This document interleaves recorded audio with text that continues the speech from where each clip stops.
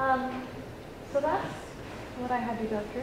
So I'd be very happy to answer any questions that you have.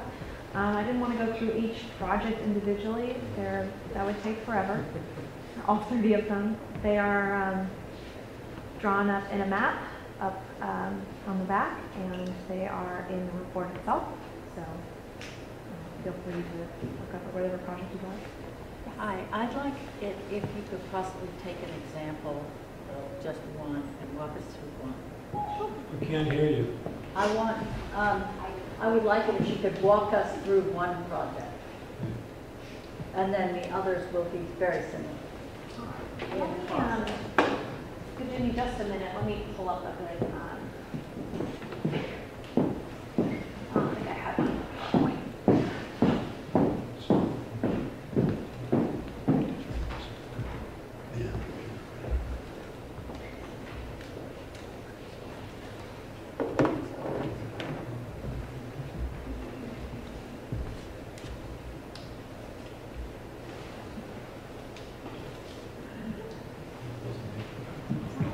See this well. All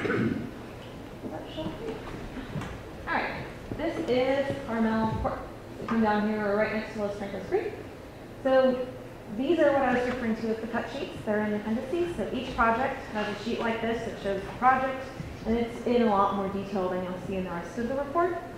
There's a whole legend here, and each line means something different. But you've got the road coming down here, and currently there's both capacity issues. There's a storm drain system that exists that comes across all these people's driveways here, and then eventually goes in the pipe and out falls to the creek. And then we also have flow coming down Carmel, and then it flows over. There's no gutter or anything over here. It flows over and goes over and fills the creek, and it ends up basically flooding this area. One being because this pipe system here is under capacity, and then the other being that there is no curb line here, so it just flows as it wants to, and kind of erodes this slope down here. So a project here would be to put in a rolled curb and a gutter, which can be asphalt or concrete, whatever aesthetic you prefer. Yes? Could you please define a rolled curbing for us? Sure. So the difference between a regular curb and gutter, the regular curb is a 6-inch, you see it everywhere outside. A rolled curb, I guess if you've ever been in Sacramento, there's rolled curbs everywhere. They do every curb like that. You can drive over it. It's much smoother of a profile versus the 6-inch curb. And almost everywhere I've specified a rolled curb as opposed to a regular curb because there's so much parking that you guys have just on the side of the road. Where if you were to put a regular 6-inch curb, it would be a huge pain to park on the side of the road. So rolled curb makes it a lot easier to drive and park on the side. So we have that defined here, where flow is happening across the side. Then we have an inlet placed at the low point at the cul-de-sac. Goes down to a pipe. There's actually an existing outfall into the creek here, I believe. Yes. So this pipe would collect the flow from this system, which is already undersized, and increase the size here. And then it would put it in a new pipe out to the creek. And there's a lot of erosion right here, so that's why we have it piped as opposed to blowing out where it is, because right now there's undercutting back up that creek, back up that channel that goes to the creek. So that's kind of the typical project. There's pipe sizes and curb infrastructure, but elevations aren't provided because that's more of a construction level action. So in the process of doing this project, and I'm sorry I haven't seen the write-up on it all, did you look at, whereas now a lot of this sheeting water is being absorbed into the ground, it sounds like instead it will be directed and go into the creek. And then if the creek then is receiving, say, 50% or even 100% more water than it used to receive, did you do the study on the creek to see what that would happen hydrologically to that creek? So all of this flow, we didn't change what creek the flow goes to. The only thing that would be changed is the concentrated point at which it is discharged. So the volume will still get to that creek either way, whether it's subsurface or whether we're putting it in a pipe. It's a point discharge change. So we've taken it from a sheet or subsurface and put a point discharge point. As far as creek hydraulics and point discharges, the only real danger of doing that is erosion at the discharge point, eroding the creek bank. So with any project, significant erosion protection energy dissipators at the end of the outfall of the pipe would be necessary. Usually it's in the form of rock riprap that's placed at the discharge point so that you don't create damage to the creek itself. But the same volume will be going to the creek. It's just more of a location and a rate issue. Okay. Did you calculate, you're absolutely correct, the same volume will get there, but the time frame changes. In other words, more volume reaches there faster because you're creating more of Correct. a less friction. Did Correct. you do any calculations about that? And I have concerns about that because I'm working on some downstream projects, and what we're trying to do is actually reduce inputs into the creek for flooding purposes. And these seem to, for the most part, except for the detention basins, which would be additive, a lot of these would seem to increase the speed at which large amounts of water would get into the creek. And I think maybe that was what you were thinking about too. Right? There's a whole bunch of issues. Yeah, but being one of them, that'd be part of it. Did you do any calculations on The you understand creek, what I'm asking? Because, yeah, I mean, And this- if you didn't, that's fine. Yeah, I'm just we wondering. did not analyze the hydraulics of Yeah. either Los Trancos or Corte Madera Creek. We did look at any FEMA published methodology about creeks to make sure that the storms in the creek themselves are not affecting the overland flows. As far as discharge points for the pipes, we did Yeah. not analyze the detailed hydrology of the creek, no. yeah, because I mean, sort of based on kind of along what you're saying, you know, that it is going to be water getting there quicker, so Correct. the volume will be increased. And this is what I'm wondering is the people who are creekside, Right. that erosion that could conceivably happen from that. And generally, the other thing too is the size of the local drainage basins in terms of acreage or square miles compared to the watershed of the creek at that point. That little difference in timing isn't going to substantially change the flow of water in the creek itself. With the problem though is each basin says it won't increase it very much, but if you've got 42 different basins and they're each increasing a little in terms of the amount of flow that goes at a certain time, it does increase. And that's my concern here is I look at all these different projects that are going on. I don't do this professionally, this is my avocation.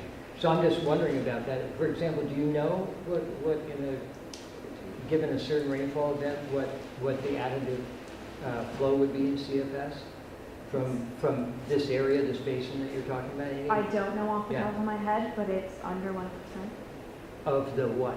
of the whole flow in that point, this additive flow.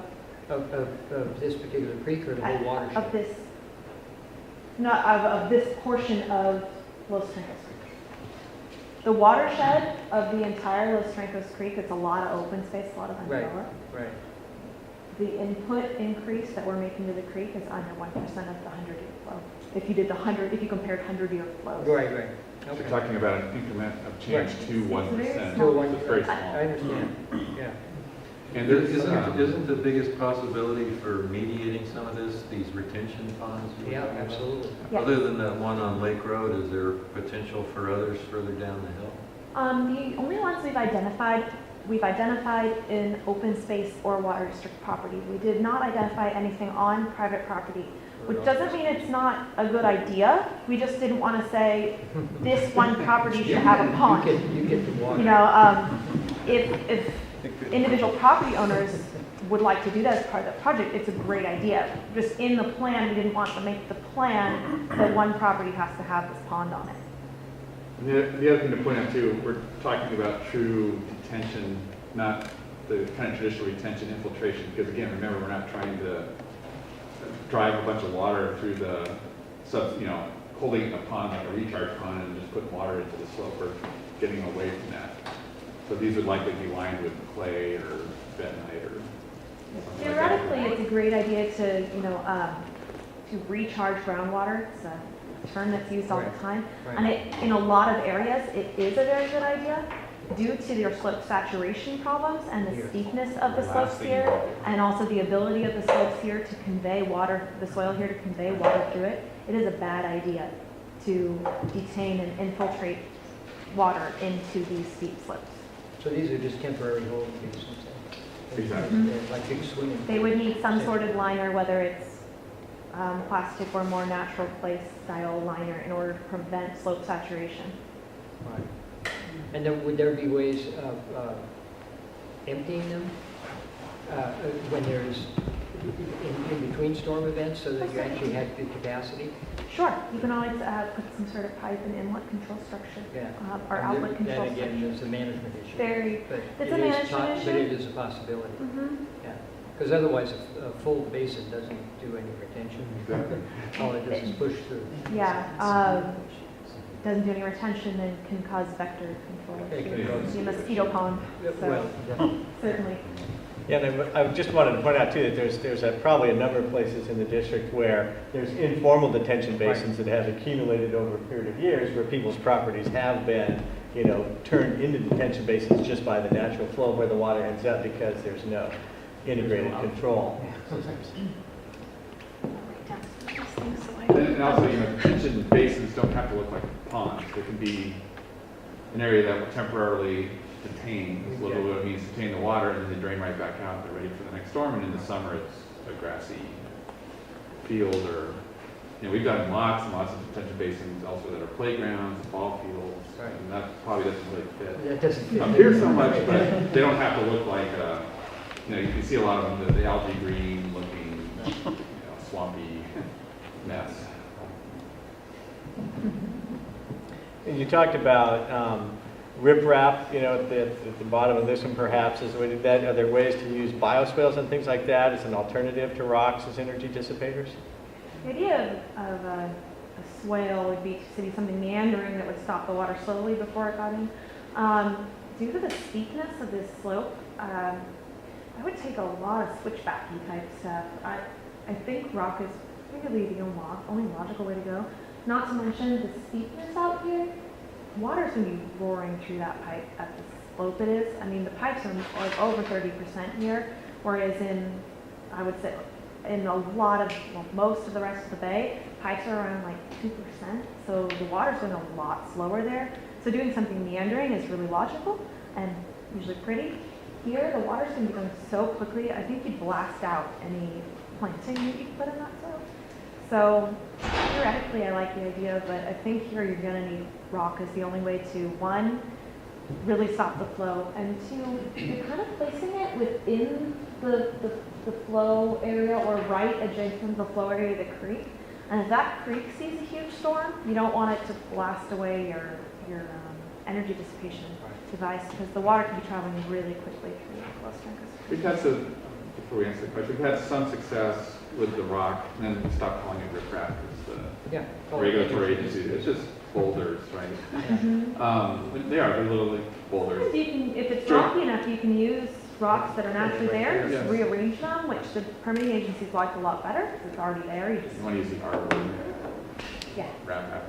But we've also done something called joint planted, we've Oh, had yeah. some success putting willow facing and getting it.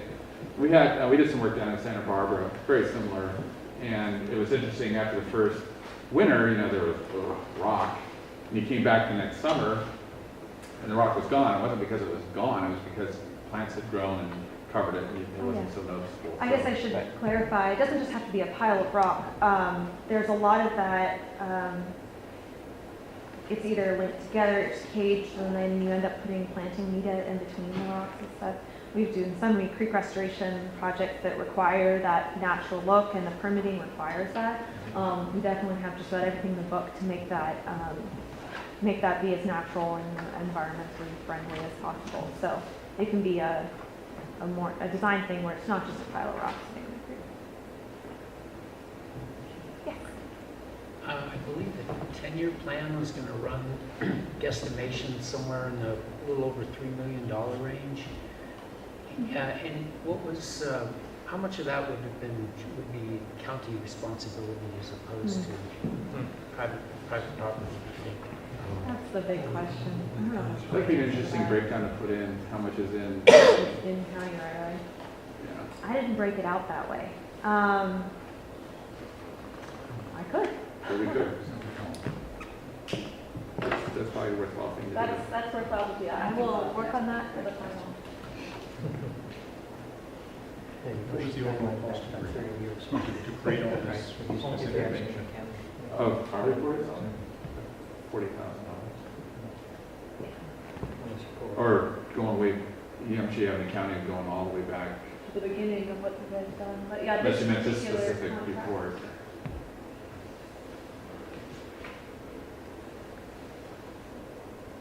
Yes, sir.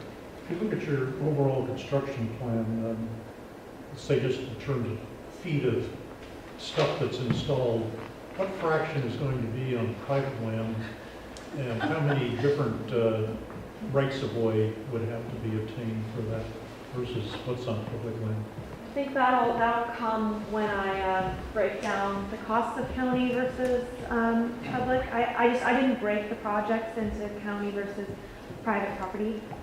So I will make sure that's included in the final report, We can and do that that. will include what you've just asked. What We could do it, here's a rough percentages, just, that's an interesting question. I think it's worth Can you documenting. take a rough guess? Let me find a picture that'll maybe. I'm curious with the complexities that you've delineated with the private versus the county. How did you arrive at the 20% contingency in the budget? Was that a standard, or did you reflect those complexities and the unknowns? We reflected the complexity, so we've got overall, we have a 50% contingency in this, which is a little high even for conceptual level. Typically, we're down at 25, 30%. But Caitlin mentioned, she had a really good point. How to get grouped is a big thing. Sometimes one of the biggest costs on a small project is just getting the contractor out here to start. As a percentage, so the percentage of mobilization on small projects is much larger than it is on larger projects. So we're trying not to get, tying it that we have to be grouped in a certain way. We have to leave some of that flexibility. So I think that overall 50% contingency is pretty healthy, but it reflects just, this is remote, the work's hard, the roads are narrow, contractors see that. Caitlin said, we have trouble just walking to some of the sites, and the contractors have to figure out how to get equipment. They might not be able to get equipment down there. It means they have to do a lot of things by hand. That's going to be more expensive. So we sort of upped the contingency over what you normally see to reflect, whether we want to call that complexity or not, but it's just the realities around here. I was just going to comment to that, it's also remodeling, it's not building new stuff, so you don't know what you're going to find. So Yeah, there's a lot of higher uncertainty still. contingency is usually a better idea, because you're going to find things you never didn't believe are in there. So it is. Excuse my naivete, but there is significant involvement of private property owners. So how do you go about, the report says it assumes everyone's approval. How is it you obtain it? How do you go about doing it? We will refer. Very carefully. Well, I think one of the ways is to educate people about the collective risk that we face from this and the ad hoc nature of that, and how, for example, the Blue Oak system is well engineered, but it's not interdigitated with the system that existed before, that predated Blue Oaks. And so how you interleaf those things, you look at that mutual benefit, and then you work with property owners to say, well, we could all spend our money on lawsuits and piecemeal fixes, ad hoc fixes, or we could work collectively as a community to mobilize at once, to do an integrated project that's well engineered, well designed, and get people to buy into that idea, and then work together. And of course, you need to go, person by person and talk with people and get them to understand the collective value of doing that and the improvements that will, improve not only their property and their uphill neighbor and their downhill neighbor's property, but our safety as a community in terms of the road infrastructure and things like that. So has been our idea all along, is that this is a really, working together as a community, just like fire safety is also something that we all work on collectively because we are collectively impacted by that. Water is something that happens every year. We're going to have to manage that over the long term, so. Well, I'd like to get on the record, we don't have a good start. We've been trying to understand what this project is, trying to get information about it, trying to understand its impact. It seems like a good project, but just trying to get basic information and have been refused that information at every juncture. And so that's a great idea of involving everyone, but we haven't started off that way. Blue Oaks isn't on the map. The impact isn't discussed. The impact is to a landslide area. I'm not objecting. I'm seeking to understand, and honestly had to go to the county to even find out that this meeting was happening. No one's come to Blue Oaks Homeowners Association. We've had a meeting where information was promised and not received. Luckily, we finally got it from the website a couple of days ago. So I'm simply saying, I think we don't have a great start, and I'd like to see what you said be the modus operandi for the community. And when we met, we shared that same information with you, and this report has only just come out, just in this last week in this draft form. And, we do appreciate your input about that. And Blue Oaks is discussed. All of the infrastructure of Blue Oaks is included in the plan, and all of the, the areas where there's opportunities to improve that are called out, but it is just a plan. And of course, in every instance, it's require, people understanding the plan and working together. And I'm sorry you feel like you haven't gotten the information, but, we're providing it, as we're able to get it. And what is the process for going forward? How does the approval process work? So at this point in time, this plan will take input from the community on improvements to the plan, elements that are missing, things that people need to be included, and then this plan, will be, something the district has the financial resources and the ability to move forward on, and the board would sit down and allocate funds, would look for opportunities for financing, to work cooperatively with the county and other folks like that to implement pieces of it as outlined by Shopper Wheeler, or maybe in a different prioritized schedule. It really is, the implementation phase of it is yet to be engaged by the board and the community. Do you guys have a listserv for Blue Oaks? Just where a group where somebody sends an email out. Absolutely. We volunteered that over and over again. We talked to Steve, we talked to Dave, and said, we'd love to be that contact. We'd love to get that out to we're on the homeowners board, and we'd love to get it out to the members. We'd like our members to understand what the potential impacts are. We did not receive the information. We had to go to the county and say, we're beginning to object to this, which that's not a posture we want to take. This is an important and valuable thing for the community. I just would like to be included. And I know our homeowners would too, and understand you say we've mapped out the impact. Well, knowing what that is would be helpful, and having our homeowners understand what that is would be helpful. Absolutely willing to make sure that all the community members, that there's some delivery of information. Just addressing the crossing over of the private property on that map, does the geology slope from the... Oh, sorry, I turned it sideways to put on To the right. better, so I think In I'm other going to throw words- you off. This Yeah. is north. What I'm trying to say is, can there be any advantage taken of using the existing roads that parallel Los Trancos Creek to convey the water down to the Blue Oaks border and maybe put in a bigger ditch, or a bigger pipe there that goes right into the creek? And cut off maybe some of the culverts that are crossing over private property? It looks like it all flows that way on the map, but I don't know geologically whether it's sloping downward or not. This was not so consistent down this way. So it does go up and down a bit.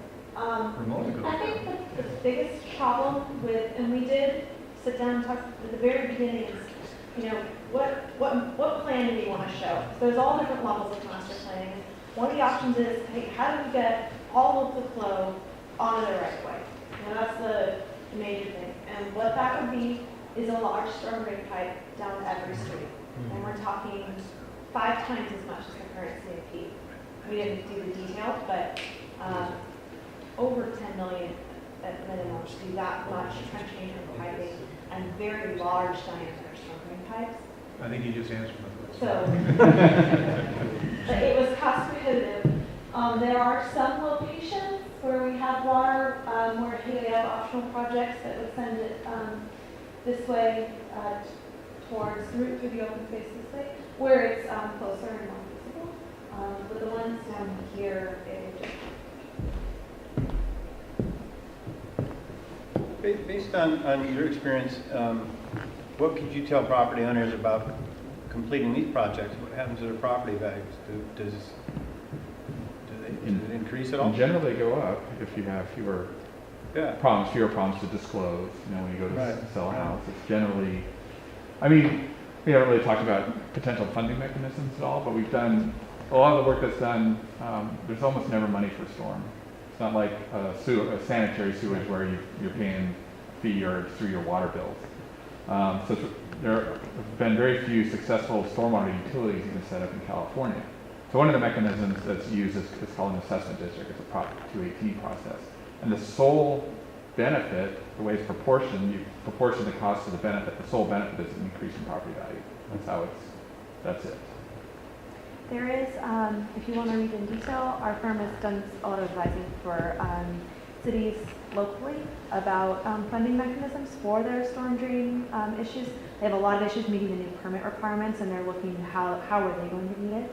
So there's actually a pretty lengthy section at the back of Chapter 4 that describes different funding mechanisms. Everything from what Chuck was just referring to grants, et cetera. So they're all described, all the options, all the possibilities. So In a very general and non-attorney-like fashion. Put that on record. We're not attorneys. Good. I guess if you're looking on this map, the question that was asked earlier in the back, I would say 2/3-ish of the work is in right-of-way. Is what I would guess right now, but I'll get more detailed in the report on that big number. It's just that to connect from one It's just piece the of public problem right-of-way to another, You it get almost out inevitably here, have to go and through the only private. way to get to the creek is through private. So unfortunately, we can't be everywhere. The streets are sort of built along the, of course, right? You don't go, it's not San Francisco or Sausalito or something. As far as impacting Blue Oaks, I see right where the Strong Coast Circle comes into the Strong Coast Road. There's one flow line going to the north, which is to the left. Are there other potential impacts to the Blue Oaks area? Oh yeah, sure. They're in the report, but let me show them on the screen here.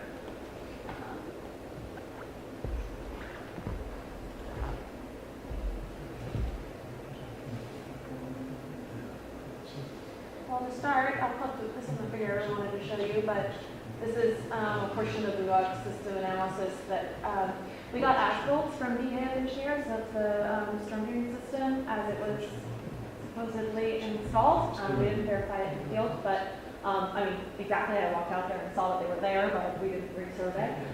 So this is the system. You notice they're all black and not red because they're adequate capacity to handle the flow. We did analyze drainage basins, not just of property in the Blue Oaks open space, but of what drained on to Blue Oaks open space. And then with each individual project that is located on that border, it does show where it discharges into the Blue Oaks open space currently, where we have projects and where we had identified improvements. So let me see if I can remember the We project number. did, however, verify that if we had any run-on into the Blue Oaks, that it didn't have an adverse impact to the Blue Oaks system. Correct. If it would, you would have recommended that project because you don't want to hurt your neighbor. That was one of our design methodologies. So any project we did identify there, we verified that it would not cause an adverse impact to the Blue Oaks system. Is each one of those divisions on Blue Oaks a drainage basin? Where it says BO like 32? Oh, yeah. 34? So I guess I didn't talk about this in detail, but each of the drainage basins that I had given a letter to on Blue Oaks, were based on, so I mentioned before that the drainage basins were based on a single discharge point, so that being out here on Los Trancos Road. And then these are subdivisions of the basin, so all of this area goes to these pipes. I needed to divide out the flow to know the capacity of a single pipe. I needed to know all of the area that went to it.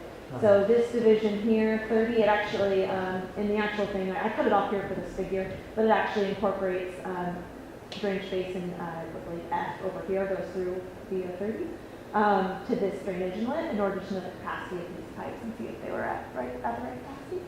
So these are subdivisions of the Blue Oaks Basin based on inlet. And that happens throughout the district. Basin F has two different F6 and F59 because it goes to two different discharge points, or two different inlets rather. So the subdivisions. So you said those are based on inlets or outlets? The subdivisions?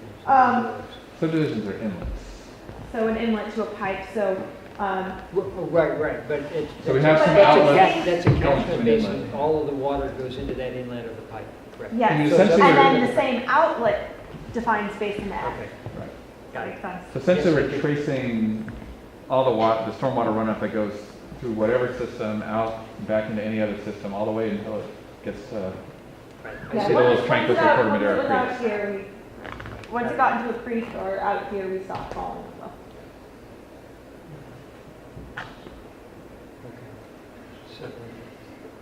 So there's a good chance I'll be a board member with the district here, and we'll be tasked with possibly trying to implement this. And of course, the funding is going to come up real quickly, and you've outlined a range of possibilities. Do you have any comment on how we should start? I mean, what's the high probability trajectory we should take through trying to get a grant from here, trying to get the county to do something here? What's our best, most probable way to get something that we can implement? And maybe, starting with just the highs. I don't know, however you want to lay it out for us. Yeah, I mean, I would start with high priority. I would start with high priority in county right-of-way, because they have some responsibility, and obviously they have more financial resources as a county than you do now. Having said that, Whether they're willing to share that. yeah, getting from I'll just tell you a story. I always like stories, right? We about a year ago we finished upgrading the Bayfront Legacy in the city of San Mateo. We had started off, we were going to go to the Corps of Engineers, because that's sort of their response, that's something they do, and that was going to be 40 years. 20 years if we were lucky. Yeah. What we ended up doing, it was an assessment district. It turned out that there were so many, and that might not be what you have here, there were so many properties that were affected by it, that kind of by the time you broke it out as an assessment and looked at it on an annual basis, they were paying up to $1,500 a year for flood insurance, and it was going to be a $55 assessment. So the first thing you do is you need to look at what is the scale of this before, if it's reasonable enough that you can take it out of the hands of waiting for someone to come through with a miracle money. There's not a lot of miracle money out there that, and it's an age-old problem. We also were dealing with San Mateo, and we had a $90 million CIP for storm drainage in San Mateo. If you took it and spread it out over everybody, it worked out okay, but I don't live down here. I'm up here. Well, your water, you're generating the water. And that was sort of that, it goes back to what David said, at some point you have to decide, it's not just, I'm over here, I've got a problem, and, I'm over here, I really don't. So it's, it's that kind of common, you're a village, you use the same roads, what benefits one neighbor benefits another neighbor. Your property values, collectively go up when you don't have the situation where you've got, maybe you're not going to be able to get out of your house in an emergency because you can't. So you have to start with scale. What's the scale of all this? And then you look for money. And what we found is we got a lot of, in San Mateo, for instance, we got a lot of help from our senators, because suddenly they weren't going with their hands out. They were going, well, we have a solution. We need your help to help us get this permitted and help it move along and help us set up the assessment district. And so sometimes taking that initiative, you know, as a collective, as a district itself, that is what you can leverage to get other people to start contributing. Do you think an assessment district is probably going to be the vehicle that really makes it work? Of all of them, I thought that is probably, in this day and age, with Prop 218,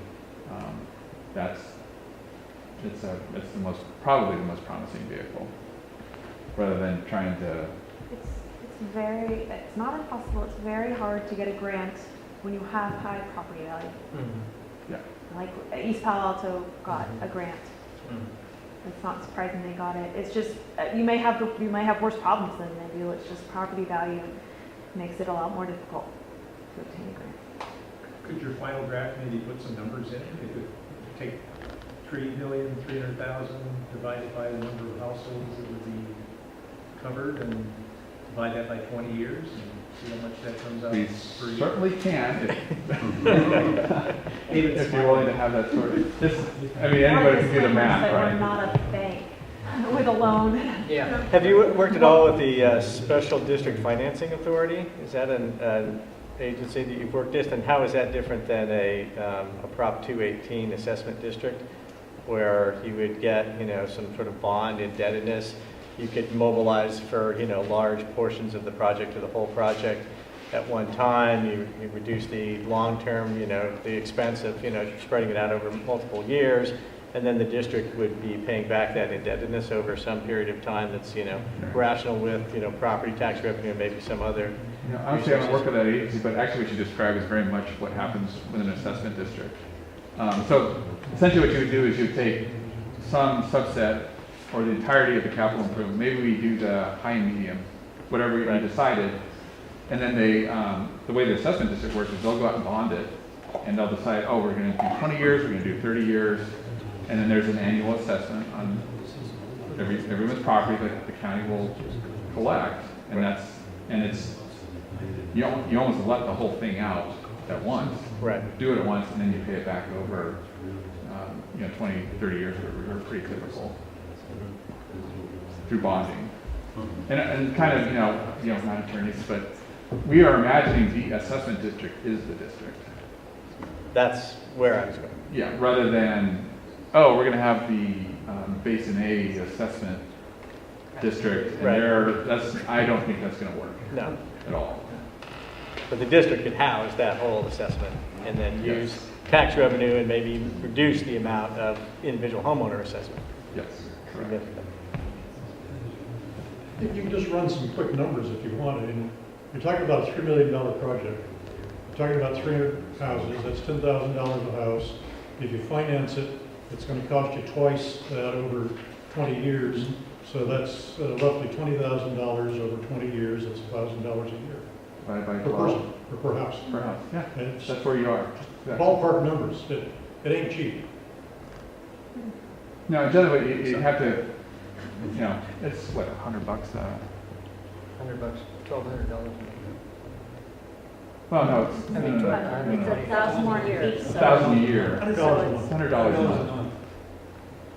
And what we were told, in San Mateo, well, $50 was the magic.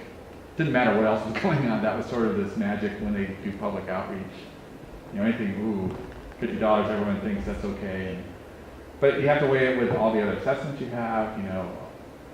I can't stand up here and say, well, come on, guys, what's your problem, or anything like that. I mean, it's acknowledged. But you leverage that against trying to get some sources from others to just cut that down to something I brought up this project, I think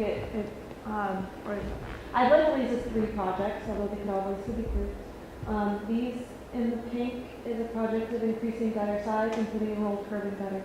And in the orange is a rolled curb and gutter and a pipe connection, an increase in a new inlet. And then this is an increased discharge, which goes through blow-ups. And with all of the projects that go through the first one I say, they all go through open space. There is no discharge from this Port Coast Trancos that goes through any private, or I guess it is private to some degree, but any single homeowners in the Blue Oaks. But we did analysis to make sure that any discharge through there is not exacerbated, doesn't exacerbate any problems, does not cause any negative impacts. So this is the type of project, there's a portion that goes through a single property owner's backyard, yard. It already does currently. It's just a change in the configuration of how it happens. And as you can see, this project is completely in the right of way. So it's not, of course, the county would take a lot of working with, but that's kind of what this document is also supposed to show them a bit of a roadmap as well. So this project conceivably could be done by the county. I don't know, I'm sure it's going to take a lot of work to make anything like that happen. But a lot of the projects are located just in the county. I mean, you're in the county like I'm in San Carlos. I'm in the county. I pay taxes. Right. I expect my roads in the city to be maintained. It's similar here. We have, at some point you have to reach out to the county, maybe, I can't tell you how to do it, but a little forcefully say, look, you guys, help. Well, I just,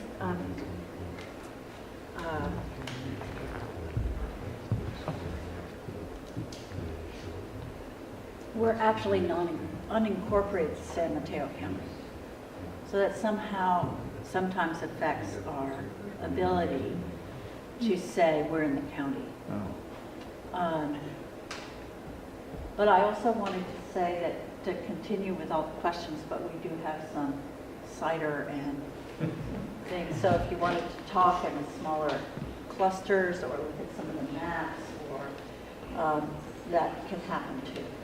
I have 4 maps down in the background, and to make it more clear, the one all the way to the left shows the identified, as of now, I'm sure we'll get a few more in the mail, problem areas overlaid with the ridgeline and the fault line, the creeks, and landslides as identified by BAG engineers. And then the next map over is the existing system as it is today. The next map over are all the drainage basins. And the final map are all of the projects that we've identified. Not details, but where they are. Thank you. Thank you.